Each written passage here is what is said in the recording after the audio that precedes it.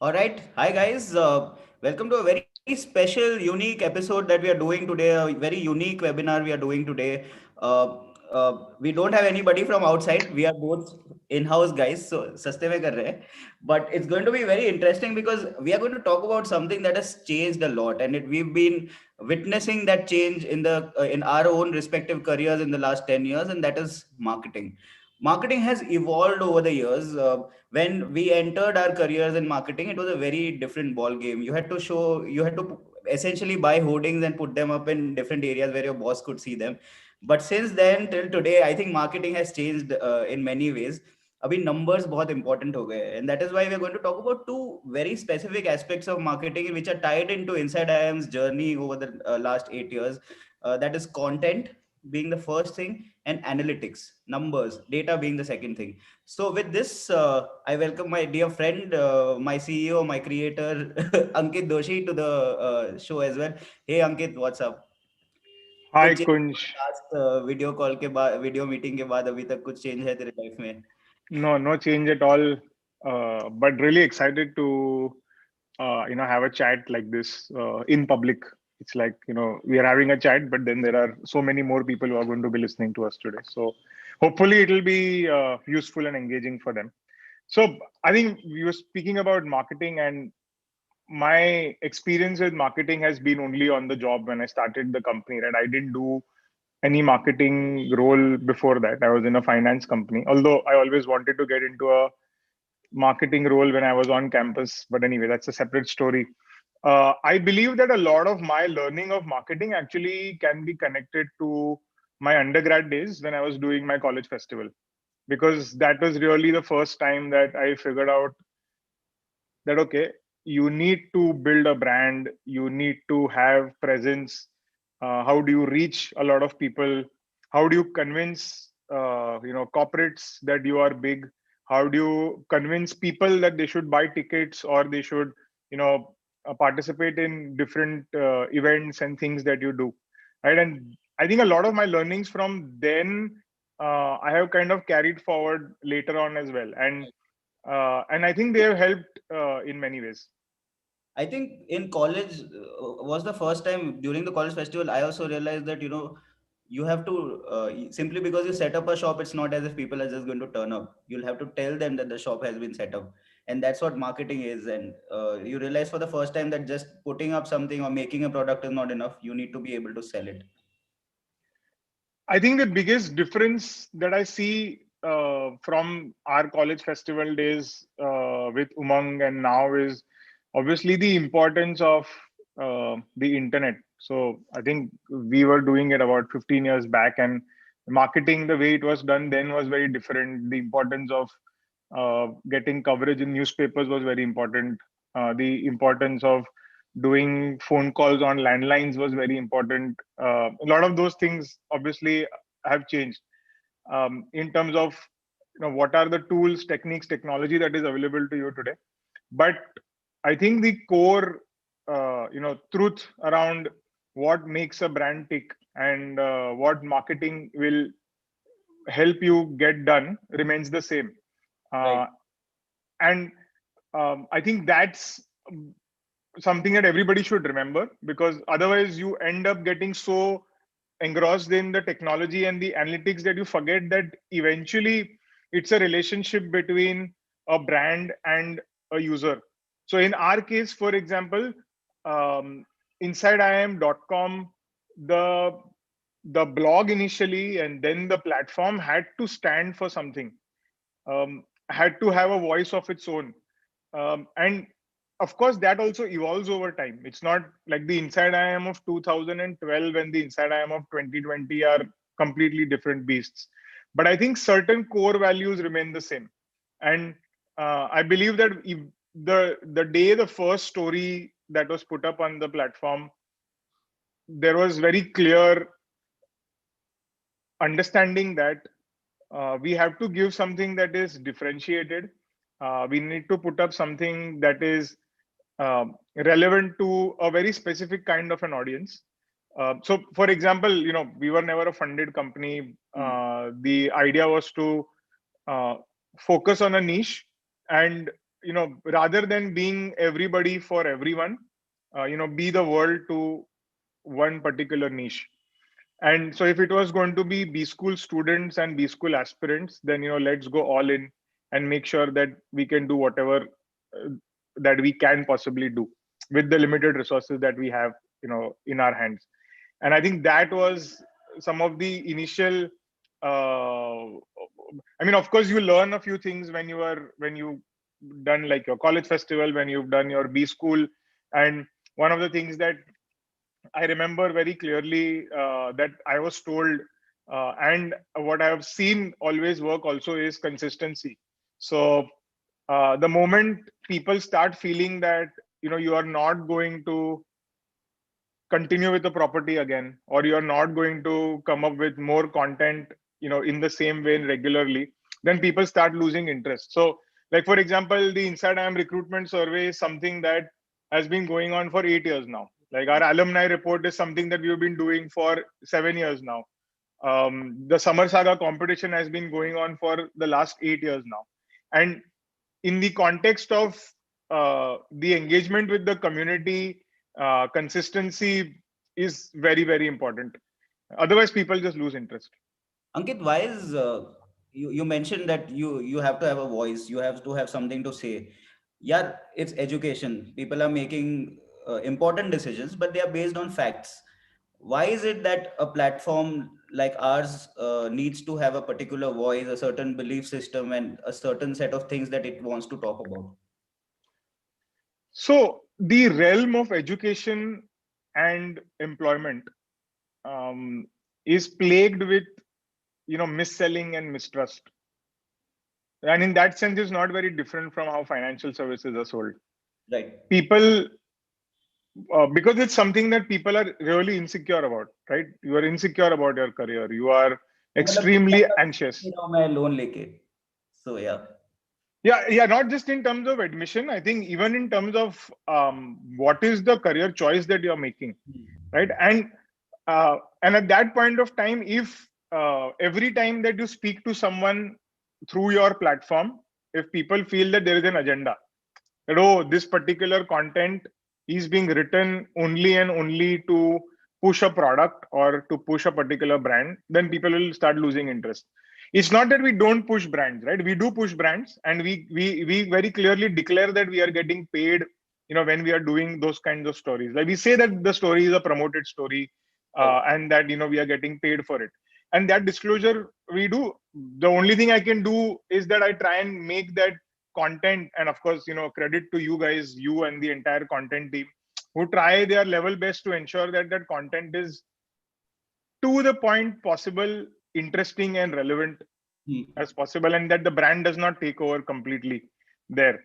But there is obviously trust that is required. So for example, if InsideIIM is doing a report, or if InsideIIM is giving some kind of an insight to a reader, uh, they should have that feeling that yes, it is true, it is not being done with an agenda, and that it is being done uh, after somebody having gone through rigorous research and has done a lot of work. And when I say that, I'm not saying that we've not made mistakes. Despite the fact that we want to do this, we've still made mistakes. Sometimes our data is not entirely accurate and we do make changes.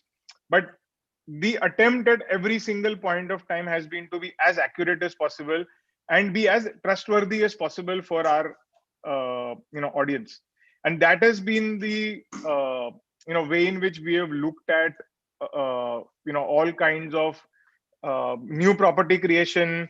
So, for example, even when we done our events, the our other property conversations cafe, we all also at that point of time tried to do it in a way where people get a lot of value out of it. It's not just you coming and meeting a few recruiters or meeting a few brands, right? You get real high quality value, and I think we ourselves realize the real power of that when we put those videos up on our YouTube channel and the kind of response we got after that.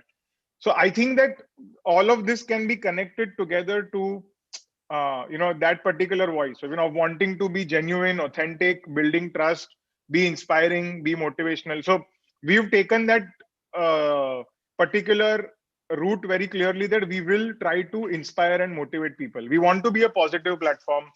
We want to put out stories of ordinary people who manage to crack exams and do really well, and what is the background that they come from, how is it that they achieved what they were able to do. And I'm sure you've also got so many messages on your LinkedIn, and we get emails every single day of people saying, thank you so much for just putting this out. It's free. It's not something that we charge people for. And yeah, it works, I think, in some small way. This is an interesting point around community building. 5 years ago, there was this entire fad around community building. Every brand wanted to build communities because, and then there would be those kind of case studies. कि Harley Davidson ने ये किया, Nike ने ये किया, etc., etc. But when you look back, and even in the communities that we ourselves indulge in as individuals, the community that work are the ones that genuinely care for the members. It is not something that can be done as a check mark item in a marketing guy's playbook. It's something that requires people to have a genuine voice and a genuine direction that they want to help the community in. Uh, Ankit, let's go back a little bit in time, and let's talk about the early years. What were some of the things that you discovered about community building? What were some of the things that you discussed when you are seriously a numbers guy in a lot of ways? So when you were looking at analytics and your first article went viral, what was that moment like? And what were some of the things that you realized at that point of time? Yeah. So, see, the first thing about community building I want to say is that I would have been doing InsideIIM.com even if I was not making any money out of it initially. Because when I started it, it was not, you know, created thinking that, I'm going to someday get 5 crores out of it or 10 crores out of it. It was genuinely something that I felt I enjoyed doing, and something that I know I can help. And I know that I can get other people who can contribute and help other people. Right. So, I mean, for anybody who wants to, for example, start something, do remember that if you start from day one thinking about results, saying that I want to make money out of this or I'm going to monetize this in XYZ way, I think it will not really work out. Like, you genuinely need to want to help people, like you mentioned earlier. And you should be able to do it even if no one was paying you for it. That, I think, is the number one thing in this. Now, with respect to the first time, so we launched the art platform, and there was this article called 50 Things That You Should Know About an IIM, which I had written. And I mean, it's a listicle. This is like, I think, April, May of 2011 when that thing was written. And And BuzzFeed was on the peak of its powers.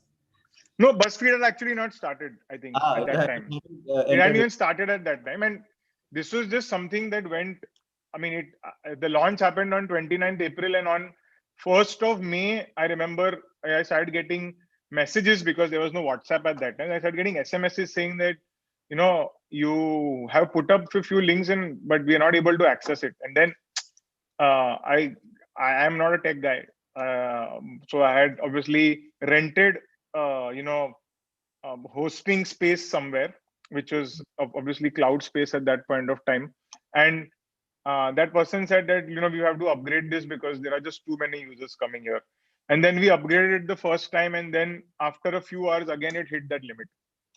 And then we had to upgrade it again after that. And obviously, that is a lot of validation that you get very soon and very early, which is amazing. And obviously, that was very heartening. But I was still not confident at that point of time that it can, develop into a business or into a full-time venture. So I was actually still working at that point of time. But yes, that first time that you realize that you have exceeded your own expectations is a great feeling to have early on. But Kunj, I mean, I'm sure we can continue this conversation going forward. I was wondering, while I was trying to figure out InsideIIM.com at that point of time. You were working at Hindustan Times, I believe, at that point of time, and then you subsequently went and worked at CNBC. And I just wanted to know, although I think you were in the sales, branded content sales side at that point of time, were there any important things that you learned early on for in an industry which now a lot of people say is probably dead? Right, right. No, absolutely. So I'll tell you what essentially happened was that I was actually working in content marketing for a lot of brands. So for example, a Cadbury's would come and say that I don't want to do a normal ad in your newspaper. I want to integrate into your content. So for example, one of the earliest things we did was this feature on Father's Day where we featured so many father-daughter, father-son pairings, all the celebrities in our HT cafe, which is like an equivalent of Bombay Times. And then there was an entire Cadbury's messaging around it saying that you should buy a silk for your father and write him a letter. So those kinds of things were conceptualized and then sold to the client. Uh, Similarly, so the essential difference from that time to today is that you cannot track the response to a particular thing. In Hmm. the old media, whether it's I worked in newspapers first at Hindustan Times and then I worked on TV in CNBC, the tracking is very, very lackadaisical. In a lot of cases, it does not exist. So it's this black box into which you're doing something and then hoping something comes up. For example, we did this, financial literacy campaign where I wrote a book which is like Bollywood themed. It is sponsored by NSE. Now, National Stock Exchange objective is obviously financial literacy so that a lot more people come into the stock markets and invest and try to grow their money.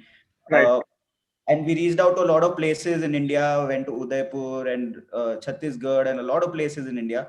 But you never know what is the result of that, right? Like Hmm. you don't know how much it has impacted. What is the direct connection between मैंने यहाँ पे show किया और वो channel पे गया and now how many people have signed up for NSE, investment now? And that is what has changed over the last few years, where once the internet comes in, everything is very different. Yeah, I think for us, obviously, from day one, there was Google Analytics that we had. Uh, and hence, we knew exactly what is being read by whom and from which part of the country. So initially, there was no login registration on the platform earlier. So it was difficult to get it at an individual level. So you would just have random user IDs, but you wouldn't really know who that person is. But of course, I mean, technology has grown much faster than I think. In a way, you could argue that we were still slow in adopting many things, and technology instead of, in fact, started going faster. Because what was relevant in 2011-12 was no longer relevant in 2015-16, and what was relevant in 2015-16 is no longer relevant now. Like I almost feel old, and I feel I'm really out of technology and analytics and the kind of tools that are used today. And I try hard to upskill myself, but I believe that definitely there are companies and startups that are doing a far better job than we are. But I think again, like I said, the core thing remains the same. You have a user, you have to delight that user, and things start flowing from there. I'm Um, How did you learn to read the numbers that told you that okay अभी मुझे लग रहा है कि alumni report करूंगा तो it will be something that will work. अभी मुझे लगता है मैं recruiter survey करूंगा, it will be something that these guys need. How did you glean it from the numbers or the performance of your articles back then to arrive at these decisions? So I actually didn't look at the numbers to arrive at these decisions. I feel that a lot of these things, you need to have an understanding of your audience and the instinct combined with some research, right? Like some of the data that we started presenting back then was just not available anywhere. So it Right. was a way to differentiate oneself. See, one thing that I have learned is that the only way you can really stand out is not by doing something that is already existing better, but by actually doing something which is different and something that other people cannot do. And hence, the goal was to look at content areas which are not fully explored. Uh, so that's the start. And then once you launch something, you look at the data and see, okay, this is working. So let's go all into this and do this better. Also, one more thing you need to understand, Kunj, is that a platform like InsideIIM.com is not looking for 20 million users. It's Right. not looking for 100 million users. It's looking for maybe sometimes only 20,000 users, but for a very specific kind of 20,000 users. And the moment you hit that, your job is done. So I'd say that a lot of times we have like 100% coverage in the audience that we are supposed to be there. Right. And that is, I feel, a supreme advantage that you have when you are trying to monetize it later on. Which brings me to the whole monetization question. Now the companies I worked in, like at least the newspaper I worked in was a mass general interest newspaper. There it meant that the more people who read it means that more people, they will be able to make more money out of it. Now you are saying something counterintuitive when you say that okay, maybe 20,000 is the only audience I need, but then how do you go about monetizing it? And when did you figure out that okay, how can I make money of this? Yeah, so I think that was a lot of struggle initially to figure out the right business model, or the business model that we really wanted to pursue. Hmm. Um, and I think we made a few mistakes also in that initial time. So we had actually launched a B2C product where we were coaching people online, giving them interview training, and it did very well actually initially. But the feeling was that how will we scale this up? And back in 2012, to think of, okay, we will do interviews via Skype, because that Right. was the dominant thing, and we'll be able to scale this up into something big, seemed at that time a little difficult. And maybe in hindsight it was a mistake, given that today we run counsel. One That of has our come a full circle now. Yeah, yeah. So we come a full circle, and now we have counsel, which is a career coaching and mentorship program with, like, of course, I think now we do it in a much better way, in a much better avatar. But yeah, I think so. That was something that we started with, and then realized that okay, this probably does not seem very scalable. So then we moved to not doing any monetization for a while and just growing the user base. And then the first you know revenue opportunity came in, was an incoming opportunity. So there was a business school somewhere in South India that wanted to promote themselves. It was an upcoming new school that nobody had heard of, and Right. they said, look, we would want to do something with you guys. And that was when the first you know content marketing experiment was run at that particular point of time initially. Why And didn't you give them just banners? Everybody was giving banners back then. Why go down the content marketing route? I think two things. One is we did not have the option of doing banners because our reach at that point of time was not that high. Hmm. Secondly, I don't believe in banners. I mean, you will find banners on our platform, but I personally am not a big fan of that. Hmm. If I had my way, I would not have it at all. It's just that a visual, I mean, you're trying to sell a 10 lakh, 15 lakh, 20 lakh rupee product when you're trying to, and you're selling a career. It's an important decision in someone's life. I find it very difficult for someone to get convinced just looking at a banner. I know Hmm. people use it as a lead generation, segue, and it works for a lot of people. But we didn't want to be that. We didn't want to be helping people get leads so that then they can call 100 people and say that please join my XYZ PGDM program. I felt that a career decision for an MBA, which is a heavy investment, should be made by looking at all the aspects around it. And we tried to create content around it. Okay, what is the faculty at a particular B school like? What is a campus of a particular place like? Do they have international relations? Do they have great placements? What are the, obviously, alumni talking about it? Right. So those things were important, I felt, for people to make decisions. I know that eventually everybody looks at placements, and of course, which is why we had our famous placement reports, which are still so popular. But I think that a career decision like an MBA, you're spending 2 years of your life, spending a fortune. You should do it in a better way. And also, there were luckily a few business schools in India who were willing to, launch themselves as a holistic school rather than just say that, look, I will give you a 10 lakh rupee, 20 lakh rupee placement.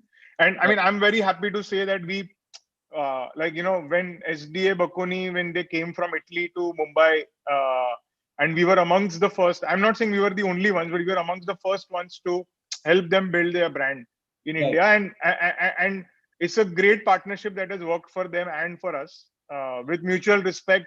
I don't think that we put out any false information about them, and at the same time, we try to highlight what are the USPs that school gives as well. So that was, I think, the first initial period, with B schools. And the first, I was very keen on doing employer branding as early as 2013, 14, and Hmm. I'd been trying a lot, but companies just weren't understanding, uh, because obviously there was no digital concept of digital employer branding, and especially in campus to do Right. something like that. So I have done so many pitches in that period, and all of them fell flat. Very happy to say that all those companies are now working with us, but initially it was just very difficult to push through because it as a concept didn't exist. No one wanted to take that risk. And one of the first breaks that we got there was again with Flipkart in 2014, when we did an entire series of stories on how it is working at Flipkart, which was, Right. again, now it's very common for you to see that on LinkedIn or on various places, but that time it was not. And we got paid for it, obviously, and that started a journey. And obviously eventually you joined the company in 2016, and after that obviously we kind of really took off on the employer branding side. But that entire period, of, again, Flipkart is a startup. At that point of time, people thought that maybe it will not survive next year. Is it even today, if you see the kind of companies that people want to work for, startups don't really rank very high amongst B school students, right? And even amongst engineering students, actually. And that's because of uh, the uncertainty around a lot of these companies. Of course, COVID again has shown us that. So how do you build a brand for an employer like Flipkart, and telling people that, look, it's a great company, it is growing, it is going to do well, and it has got some of the top minds of India already working for them. Right. So that was one of the initial things we did. Then we got RB, and we were helping them in their challenge. There was uh, a case study on how to make people use condoms more. And that was a case study which had been put up, and we had kind of used the platform to promote that competition at that time. uh, and then I think the big large thing happened was when we came up with the idea of creating the ebook Yobo, you only be school once. And you weren't actually working with us at that point of time. And I remember calling you and saying, look, we want to make this kind of a book. And you were excited about it. And then we got Oindrila to do it, the sketches for it. And that pitch worked when we went and pitched it to, Aditya Birla Group. And I think that book has now been read by at least 25,000 students in India since it was launched. And I think that's something that we should all be proud of. You should be really proud of for writing something so interesting. No, completely agree. Just to step back, I just want to say one thing that, what I hear from you is that when people are making important decisions about their lives, whether it is education or what career they want to get into, maybe just a plain vanilla ad just does not work anymore. It's far more useful for a high involvement product to be doing content marketing so that people can understand more nuances of it. एक message में या एक line में something cannot be encapsulated when such a big complex product which is high which requires like high involvement of the user to make that decision. So that's interesting. And yeah, like you know essentially what happens when you start monetizing a community, especially if the client or the customer is different from the consumer, is that you start serving two masters. Yeah. When you make a book for Aditya Birla Group, for example, now you will find great clients as well, and you'll find not so great clients. For great clients, they will very easily let you integrate their brand into it seamlessly, so that the user's objectives are met. That if you are trying to enable or empower the user, you keep the focus on that. I will only seamlessly incorporate my brands. And then there are companies which will want very explicit branding of theirs to come out, and that's where this entire struggle starts of negotiating with your client, so that you ensure that your community does not suffer at the end of it. At the end of it, client का भी फायदा नहीं है if the video does not do well, and that video will not do well if it's only talking about the client and not helping the user solve any of his problems. So Yeah. yeah. No, I was just reading some of the comments on the YouTube section, and I was just saying that. People are asking, how is it that you made money finally? So, I mean, They guys, get that what we've question been, during interviews when we ask people, how do you make money? They ask us back, we don't know. We were going to ask you that after the interview. yeah. So I think that is in a way a compliment when people don't know how we make money, because that means that the content marketing and the integration is working seamlessly, and people are probably enjoying the content a lot, and the brand gets seeded into the minds of the user, and it's definitely working. But I mean, for the benefit of people who are watching this, so we obviously have uh, various formats in which we help build brands, right? So videos, as Kunj was just saying, is one, and a lot of those videos are put up on this YouTube channel as well. And then our ebook Yobo, so we've created two more books since then, for corporations, but for students, in association with a corporation. That works. Then we have something, like an event that we've been doing. So of course, right now it seems stupid to talk about that in a pandemic, because you can't really go and do an event. But we do a lot of offline events as well, where we engage the community and try and get them to meet the brand, but also the community gets value at the end of it. And apart from that, there are different concepts that we come out. We also created a game for one of our partners. Then we run quizzes, we run polls, we run competitions. We So there are it's like a multidisciplinary ways of kind of helping employer brands and university brands reach out to different users. Um, and we try to make it not very direct, and keep it as indirect as possible. Um, One of the people was asking, what is the edge that we have as compared to, say, other competitors that we may have. I think one of the things that differentiates us is the relationship that we have with the community. uh, Right. the community has trust in what we say, and they know that we will not mislead them. And I think that is the single biggest reason why we've grown and why we will continue to be valuable, as long as the team never forgets it. And we try very hard internally to ensure that every person who joins the company also realizes this, I think that the user universe. has trust. Right. I think in the universe of education portals, we see a lot of portals which are very transactional, which are either search engine optimized or just trying to look for what keyword students are going to search for, or even just do transactional things that you come here and participate in something. But they don't have a deeper relationship the way InsideIIM has with the users in terms of people coming and actually typing insideiim.com very regularly. 90% of our traffic actually comes through that, where people are actually looking for कि चलो आज मुझे कुछ मेरे career के बारे में सोचना है, let me go on InsideIIM and read up on things. And that is why that relationship is much deeper, and hence they trust us a lot more when we say certain things. No, and I mean, look, which is why I also feel that so many of our master classes have also done so well. Right. So, we've been, for the last 3-4 months in the pandemic, we've started doing a lot of live sessions, with like the best people in the industry for our community. And of course, they are paid sessions, they are not free sessions. But the kind of response that we've got for them is, I mean, I'm really happy about it, the way that has progressed. So we did the finance festival in June. Then we did the consulting festival in July. We did a product management live sessions. Now we are doing a marketing festival, which, by the way, starts tomorrow. Um, and the first topic is actually on content and influencer marketing, something related to what we're talking about today. Not directly, but very, very, the principles still remain the same.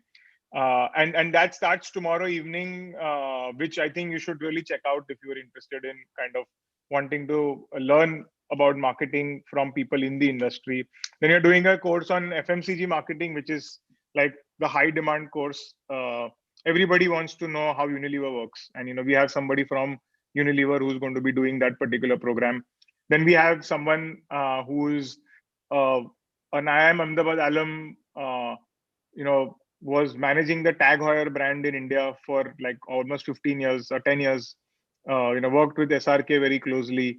and he is an analytics expert now in the marketing domain. And he'll be doing a 3-day session. And then we also have Pragya, who's the founder of Corksmith, an IIT and INSEAD alumna, who's working as a consultant with Bain earlier, and she's built a fabulous business and an e-commerce brand. And I feel that the participation for these master classes also is somewhere a reflection of the um, trust that people have. Because I mean, the average rating for every single session we've done, Kunj, so far, and I'm telling you also because I know you don't follow it that closely, with your other responsibilities. Our average rating is more than 4.6 for all these sessions, and that I think is again something that the community trusts us for. I think the biggest attraction of this product for me is the fact that you get to spend 5 hours with someone so senior and so full of, a very rich career. That does not happen very often. You don't get to spend 5 hours with someone of that kind of pedigree so early in your career. Like I remember when we were younger, if we got to go meet Ratan Tata once for an hour, that was the highlight of our lives for the longest time. This is like you getting to meet someone and learning from them. Say consulting, you're learning from a partner. FMCG marketing, you're learning from someone who's done it for 9 years in like three different geographies. That kind of access is something that makes it really unique and really valuable, and which is why you're getting those kinds of ratings as well. I feel. Yeah. So no, I'm really looking forward to this one as well. That starts tomorrow, and a lot for me to learn as well. So I will definitely be part of those sessions as well. So the other bit that I feel, we've kind of managed to, not do well, because we've been talking about things that we've managed to do well. There are also things that we've managed to not do very well, right? And I think some of those things, I'd say, are connected to, um, you know, ensuring that people are interested in the platform even after their job is done. Like, so I've gotten into my dream business school or university. What do I do after that? Why is InsideIIM still useful for me? So obviously we have a lot of career related data. Okay, get into finance, get into marketing, get into product management, whatever, right? What happens after I got my dream job? Can you still serve me? And I think to try and elongate the life cycle of a community member is something which has been a big challenge for us, and it's a equally a marketing challenge as much as it's a content challenge, but it's also a positioning thing.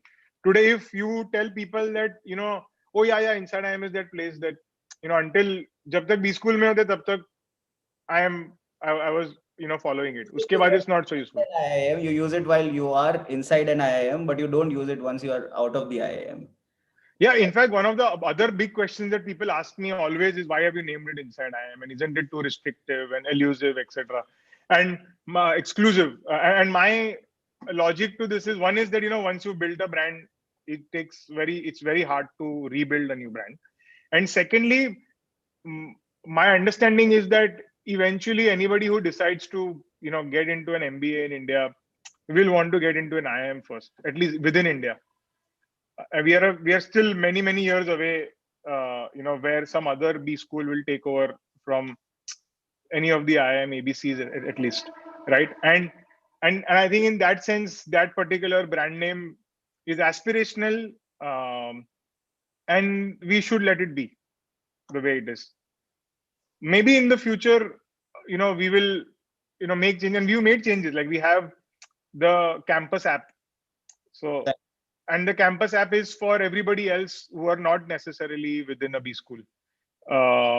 People of all streams can actually use that particular piece, and hopefully with time we'll also build content for them to make the best use of that, and we'll build our communities in different domains accordingly. Right.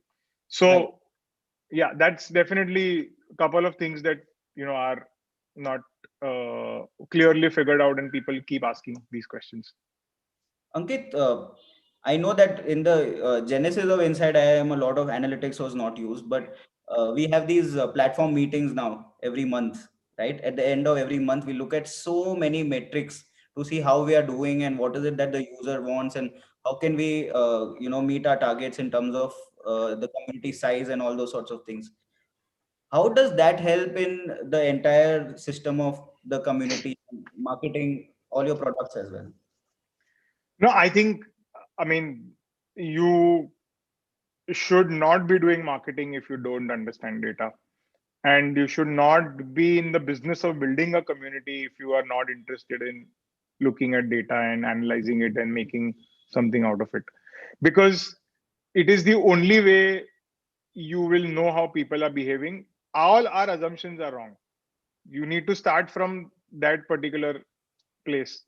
And it's very difficult. I mean, I'm saying this, but I know that in my own actions, a lot of time my own biases and preconceived notions often come in, right? And it's important to keep looking at data on a regular basis and playing with it, running experiments, seeing what is working, making changes to what is not working. And I think it's impossible to run any kind of a marketing campaign in today's day and age if you're not good with data. So I think instinct is important when you have to maybe start something or take a particular direction.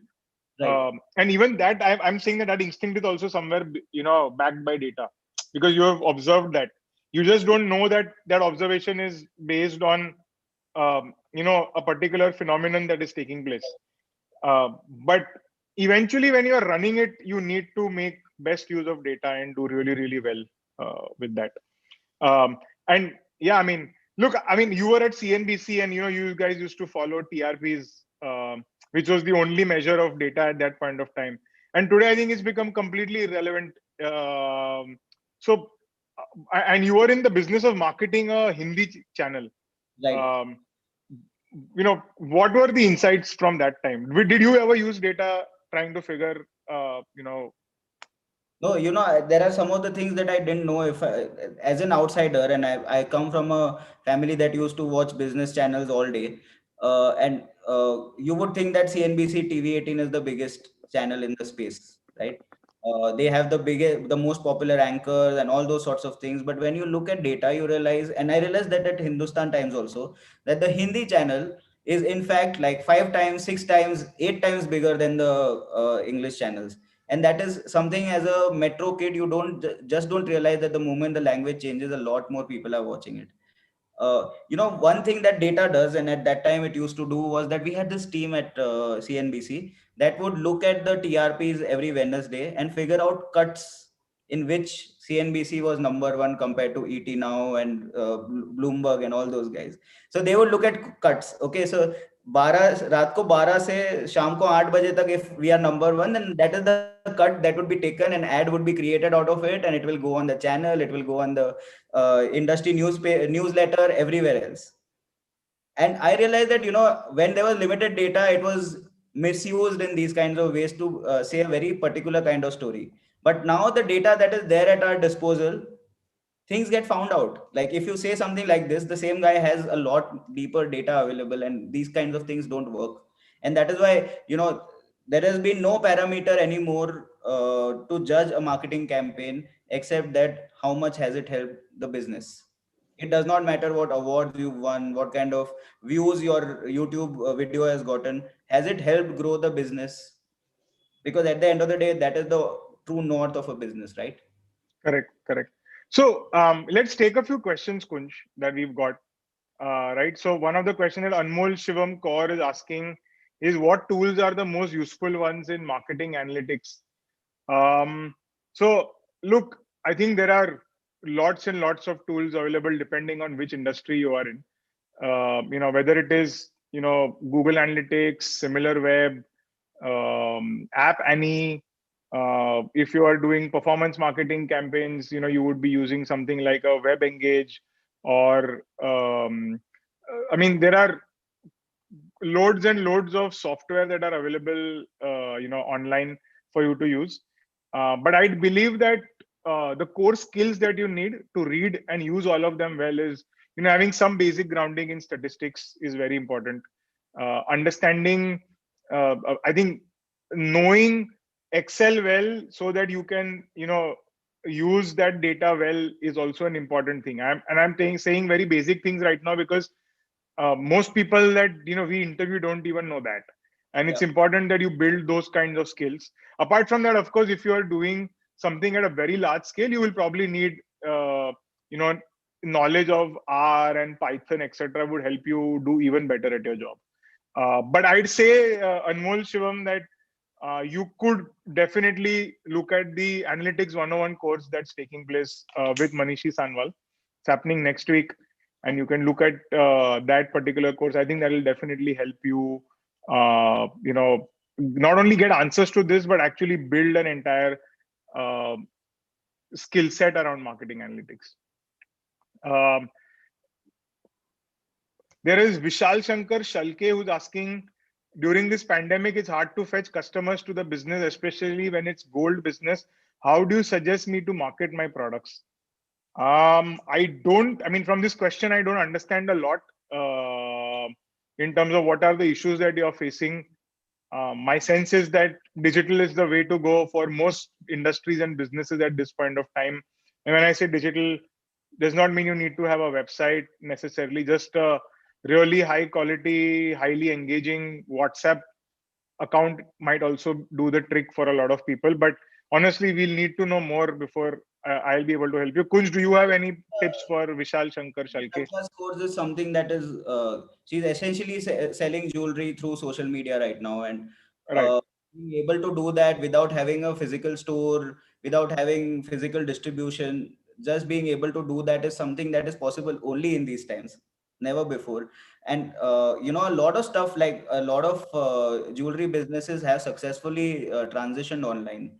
So even like uh, right from Amazon to social media platforms, all of them have avenues where people can actually shift their business online and figure out a way to make a fairly profitable business.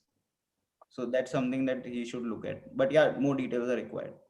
Yeah, Parshva shared, yes, the marketing industry does use visual analytics like Tableau as well. That is true. But not everybody uses it because not everybody knows how to use it well enough. Okay. More questions. What should an undergraduate do to get the best marketing job in the world? That is what Kumar Dheeraj is asking. My sense is that if you have interest in marketing, then you should obviously read up a lot, follow the right blogs, the right YouTube channels, do the right kind of courses, upskill yourself in this particular domain. But apart from that, do a lot of on ground work. So if you are in an undergrad school, if there is an opportunity to market something, it could be marketing your college festival, it could be marketing merchandise of your college, it could be maybe launching a product and trying to sell that and market it, within a small community around you. That would be a great platform for you to then eventually get jobs, because the kind of things that you will learn at that particular age um, will keep you ahead of your peers. Of course, credentialing becomes important in India, and maybe you will probably still need an MBA to get into some of the top companies in India, because most of the top companies in India which offer great marketing roles require people to be highly qualified.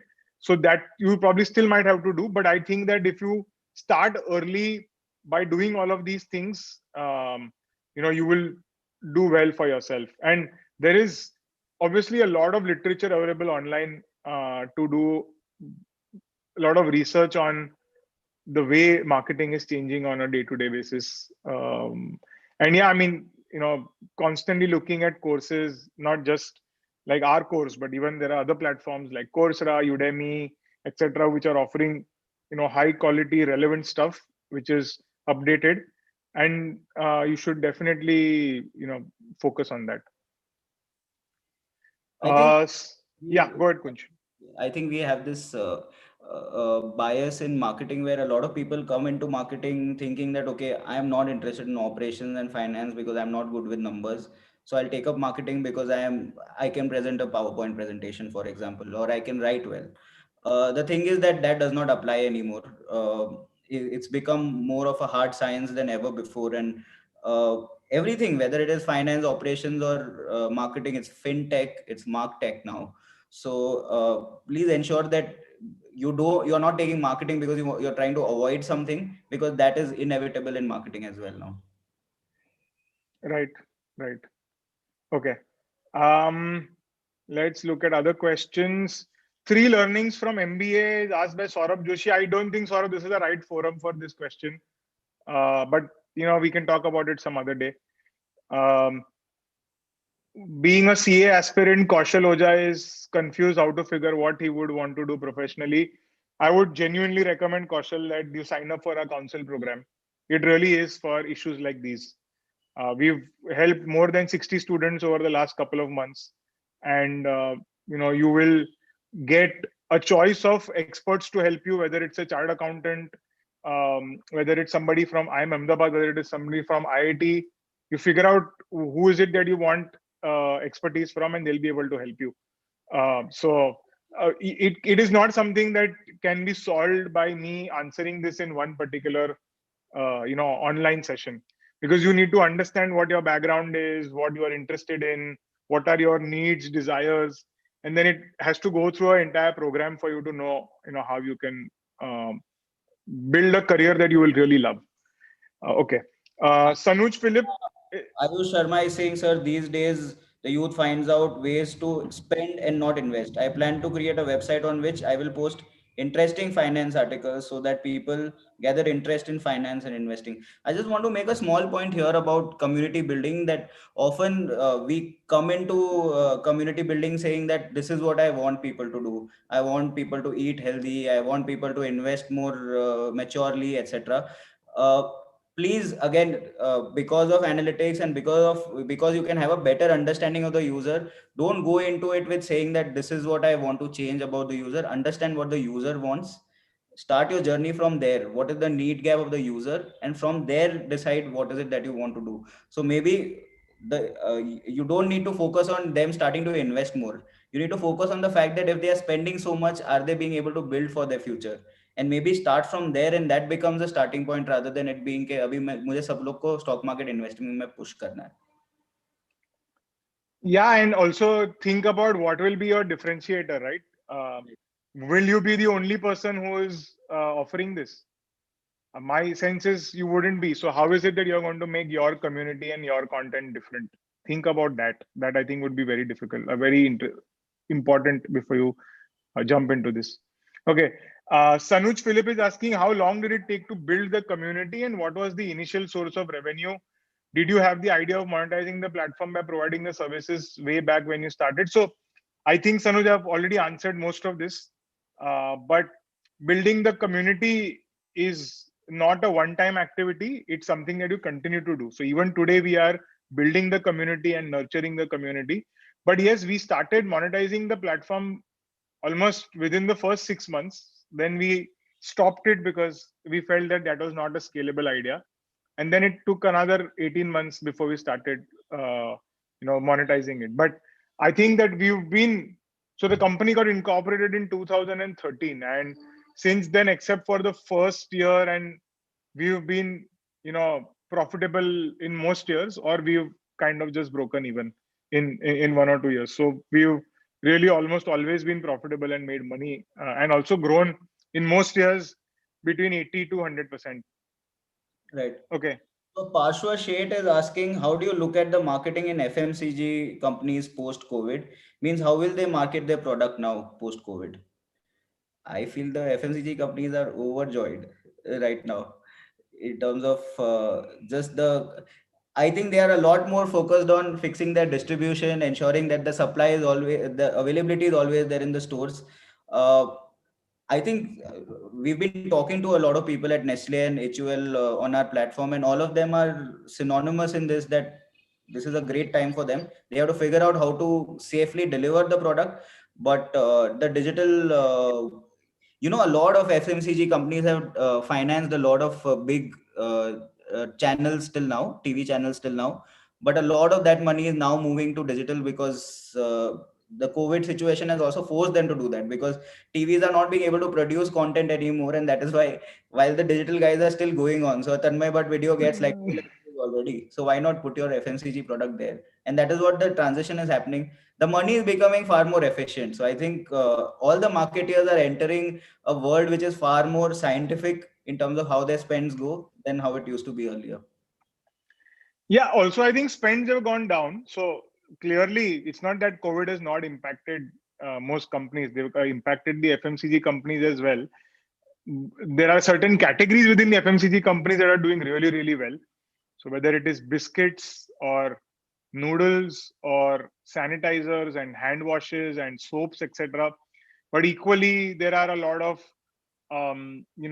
wellness products and beauty products that are probably not getting the kind of attention that they were getting earlier. So of course there is a reduction in spending, but also because digital marketing is cheaper in most cases, that helps you to get higher return at a lower spend, and that is also taking place as we speak. And you'll probably know more about it this weekend if you were to meet Naveen, uh, who once managed like a 700 million euro brand like Kenor across Europe and Asia. So yeah, I think they would probably be better placed than us to speak about FMCG. um, okay, there is Somi Datta is asking, how do you know when is the right time to bring people in, to build a team, to delegate, and how to find and expand the team? Well, Swami, I don't think there is a standard operating procedure for it. Um, as an entrepreneur, you learn it, as you grow. I do feel that now we have some kind of a system in place to do this, but typically you would do it, when you realize that you have so much more work to do and you don't have enough people who can potentially serve. So users should not get disparaged by them not getting things, whether it is content, whether it is a particular service that you have promised that they need to get and they are not getting. So I think you automatically, as an entrepreneur, your instinct kicks in and you realize that, okay, you know what, now to serve a higher need, I will have to start hiring. And the really, really smart people actually have capacity built in even before this happens. And I think that different uh, entrepreneurs and startups have a different way of approaching this particular problem. I think that I've made a lot of mistakes while doing this, but I think we are doing it much better now than earlier. Okay, Siddharth is asking management educations from top IIMs like ABC versus top technically advanced courses such as ISI Kolkata, research versus management in order to land with these insights. What would you advise? Which is better?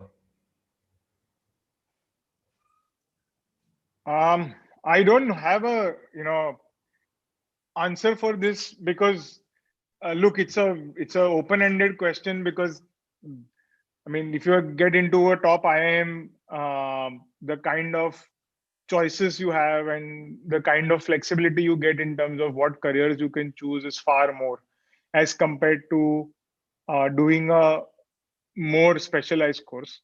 The advantage of getting into a specialized course is that if a field is upcoming like analytics, um, you know it will ensure that you are skilled for it, and hence the chances of you getting compensated well in that, if there aren't enough really smart people doing that, is also very high. So I think it's again something that cannot be answered right now. It requires a little bit of depth of understanding of the profile of the person, what they want to do going forward, and I'm not sure that I can answer it either yes or no, black or white right now.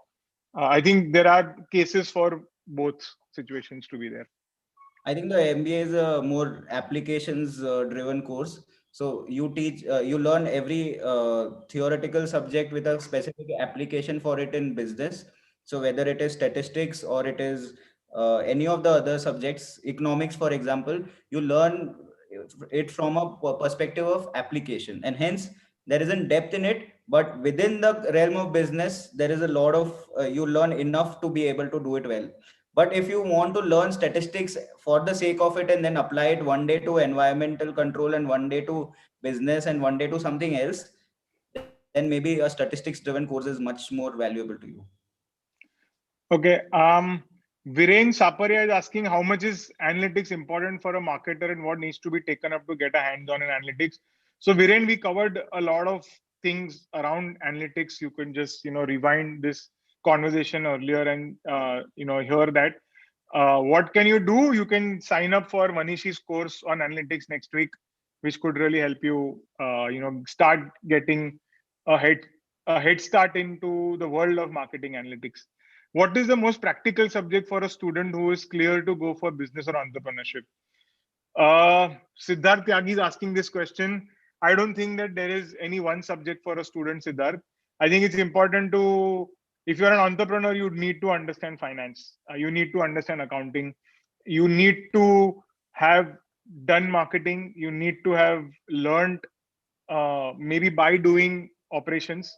So I don't think that there is any one subject, Siddharth. But I would say this much, that your powers of observation, your ability to network with the right people, and just giving yourself time to do a lot and lots of reading would be very, very important. Okay, Sagar Pawar is asking, I am a second year MBA student to want to be a product slash brand manager. What are the courses that one should look into? Should we learn digital marketing or marketing analytics? I think Kunj, the answer is uh, we've done a few programs around this. One of the things that we do in our programs is that we give people a, a flavor of what the job would be like and what are the skills that are required for it. And then maybe if you want to do a 10 lakh rupee program after that, you can make that choice after going through our program, which probably costs 2000 rupees. Because that at least gives you an idea of what the future could potentially look like. What is the kind of salary that you could potentially make? And what is the day in a life of that particular person be like? So, I mean, anyway,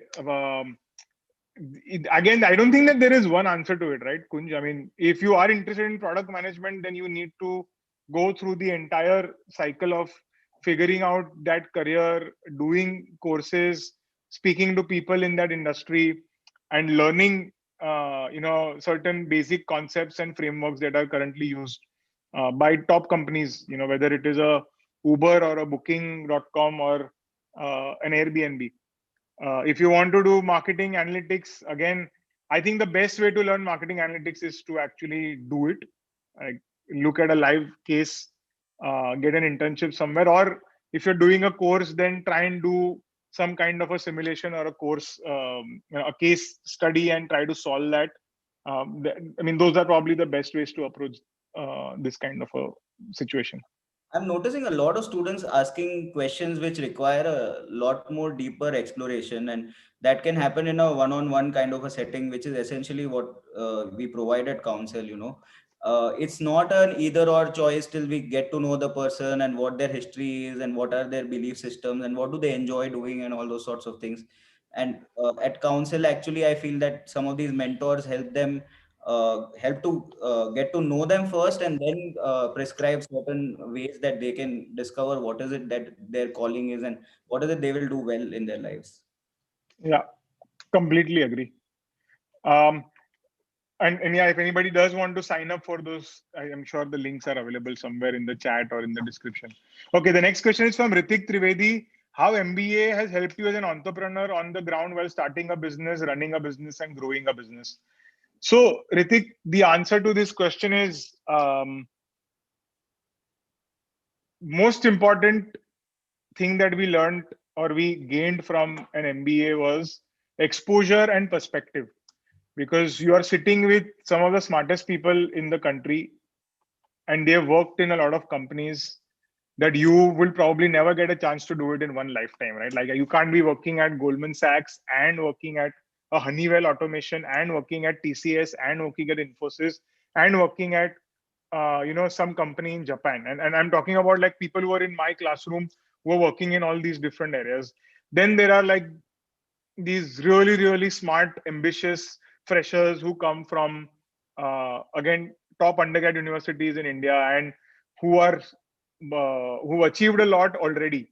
Despite being 2021, they probably come in, having represented their state nationally, or have represented India somewhere. So one is just being able to network with these guys and to get perspective about life from these guys. Like there was an army man in our batch. There's also a merchant navy guy in our batch.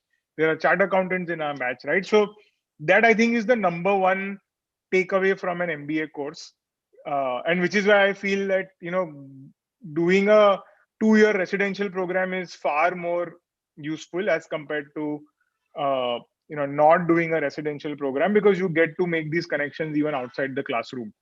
Apart from that, I think that there are some courses that you do in a MBA course which stay with you. So for example, some of the HR courses that I did, we did a very specific FMCG course during our MBA, which I think was very very useful and important. So those kinds of things obviously also stay with you. And then there are guest lectures where people from the industry come and speak to you.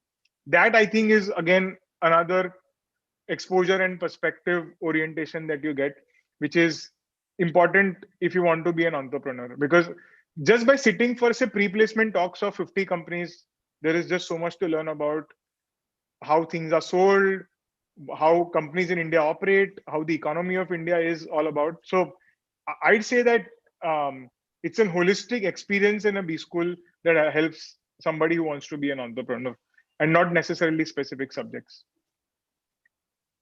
No, yeah, I agree. In fact, one thing that I realized was that it helped me compete as well as collaborate with the best in the country.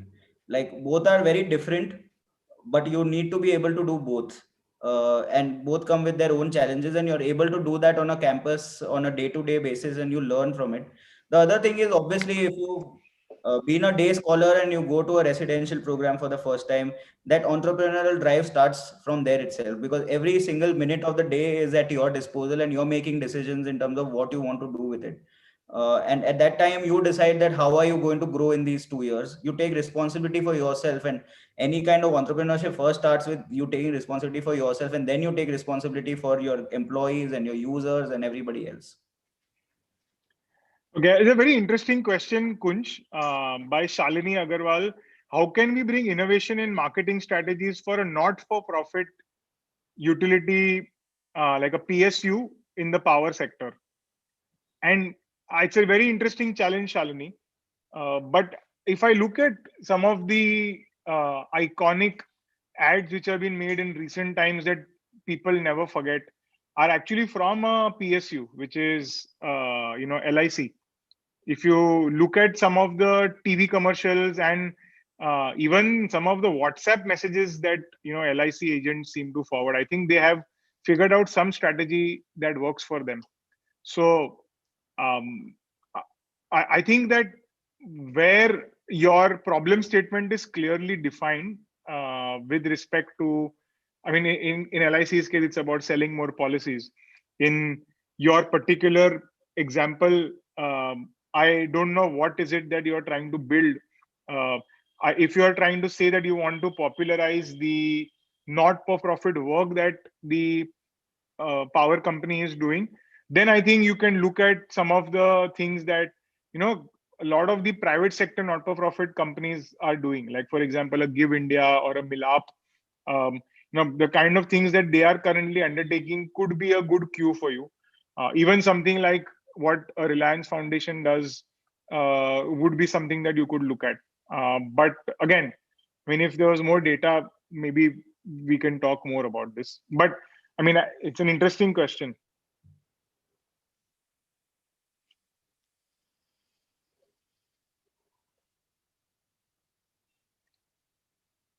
Okay. Um, Kunj, are you there? Yeah. We maybe we can now take some questions from the YouTube chat, and then maybe we can close after that. I wanted to actually put up a PPT, but I guess we don't have time for that anymore. So Okay.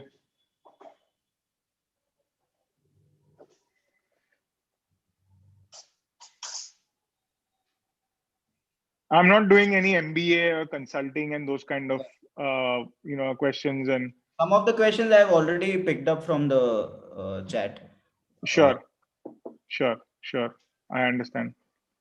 Um, so there is this question.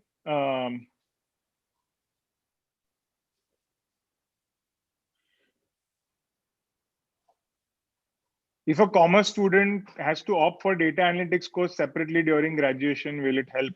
Yeah, Mohammad Aman, I think you should definitely, if you're a commerce student and if you've not taken mathematics, statistics, and something around analytics, I highly recommend that you should take up that, because that will help you in not just marketing analytics, but any kind of. Um, I can't think of any domain which will not require you to process lots and lots of data. No, unless you end up becoming an artist. And I'd imagine even today artists need to understand data very well because they are using digital platforms to promote them. So yeah, I think it'll be very useful if you learned how to do analytics. um, Gaurav Rana is asking how to deal with coding if you're from a commerce background. Yeah, I would say, Gaurav, please go ahead and start learning how to code. It's definitely a skill that will only benefit you. It's not going to lead to you losing out in life for sure. So yeah, if you can learn coding, great for you. Uh, Parshva Seth is asking, if a product is not sold on Amazon, how will they figure out another platform or direct selling of the product? So yeah, Parshu, that's a very interesting dilemma that a lot of new entrepreneurs have today, which is that they are dependent on large distributors like Amazon, Flipkart, to sell their wares, and Google. So today, if you want to promote something, unless you pay money to Facebook, Facebook ads or Google, or uh, run ads on Amazon, it's difficult to get the visibility and presence. And it's an interesting dilemma, but I think there are companies that have tried to beat that trend, and they have built marketing channels without spending any money on these platforms. And they host their stuff on, say, a platform like Shopify, and use the digital world with content marketing, with organic influencers, who then redirect traffic to another platform, which is not Amazon, not Flipkart, and are able to sell their products. So that is also a possibility.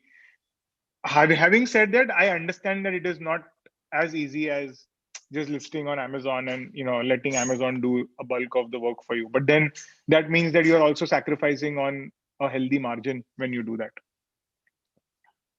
Sahil Patel is asking MBA in marketing for 2 years or short-term course of digital marketing and internship for 2 years, which helps more to learn and grow.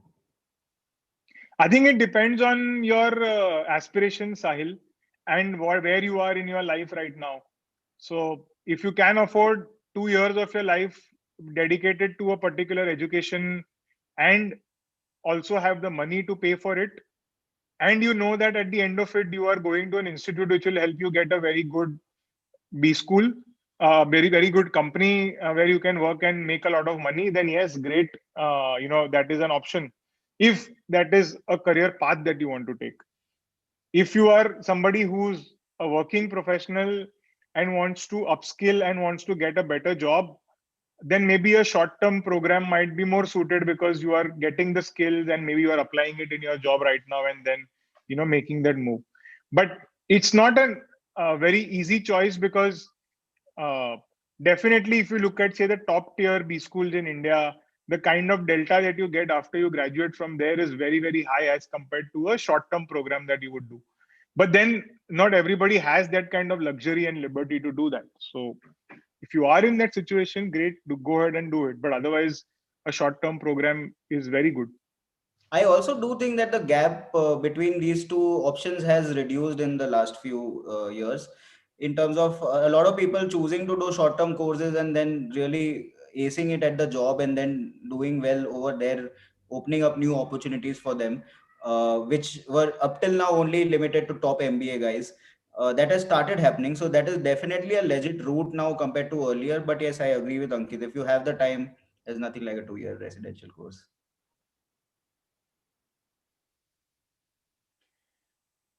Cool. Uh, I think maybe we should conclude now, Kunj. Yeah. I don't think that there are any relevant questions here. Just before closing, I want to, say that do look at our two programs. Counsel for people who want one-on-one career counseling. You will meet some of the best minds in India and get to spend 3 hours with them at least. You could choose from up for more, and that is a program that has done very well. If the rating for our masterclass programs have been 4.6 plus, the rating for our council program has been even better, right? So please look at that program. And of course, very very happy to do the marketing festival, and very excited for the first session of the marketing festival to start tomorrow, which is on content and influencer marketing 101 with Anuj Gosalia, who's the founder of Terribly Tiny Tales. So please join us there. If you are interested, then you'll find the links in this chat and in the description below. Apart from that, if there are any requests from your side with respect to the kind of live sessions we should do, or the kind of programs we should introduce, or counseling sessions that we should introduce, please feel free to share that with us, either in the chat or by email or on our WhatsApp message group. I mean, wherever you are available and wherever you think you are comfortable talking to us, please do so. But thank you so much for being with us today, and I'm happy that we did this conversation, Kunj. Same here, Ankit. Cheers, guys. Hope to see you at the next live session.